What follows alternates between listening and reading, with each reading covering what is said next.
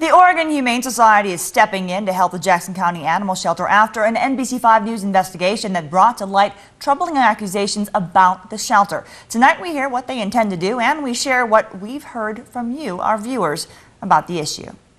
In February, NBC5 reported that the Jackson County Animal Shelter euthanized Max, a family pet, without checking a microchip. Allegations of botched euthanasia, workplace impropriety, and a pending lawsuit alleging misconduct by their executive director.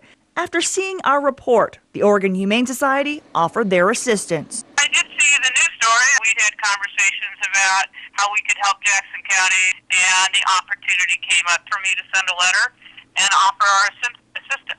That letter offering to educate and offer fresh ideas to improve the shelter. An evaluation of their animal shelter to look for opportunities to save more lives. And encourage more adoption. The Oregon Humane Society boasts a 98% save rate. Incredible track record of success. And if there's an opportunity to help another shelter put into play new tools and better practices to get to zero euthanasia, that's what we offer to do. And she's not the only one we've talked to since our investigation into the Jackson County Animal Shelter aired in February. Countless viewers have contacted us with messages of gratitude. I want to thank you so much for what you put into this.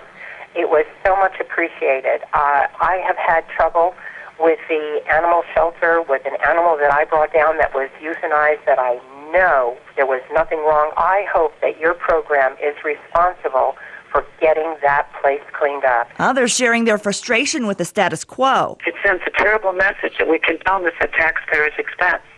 These people need to be fired. There's plenty of people unemployed that would be willing and more than gracious to work with animals.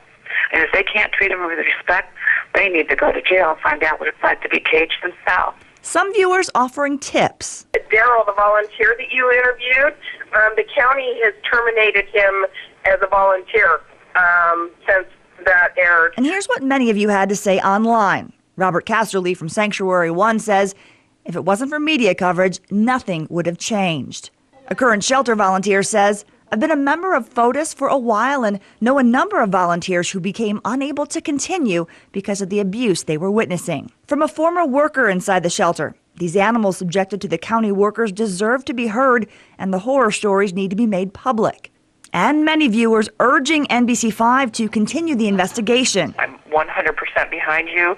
I am just sickened by some of the stuff that I learned on your expose. I suspected part of the others, but she has been a major cog, and I'm talking about Colleen Mosek, in reducing the pet population here in this county for over 25 years. And I hope there is more follow-up on this, because it's the only way we're going to get the policies and the person in charge changed. And finally, this poignant reminder from another worker at the shelter. I'm sure many of the animals without a voice would thank you firsthand if they could.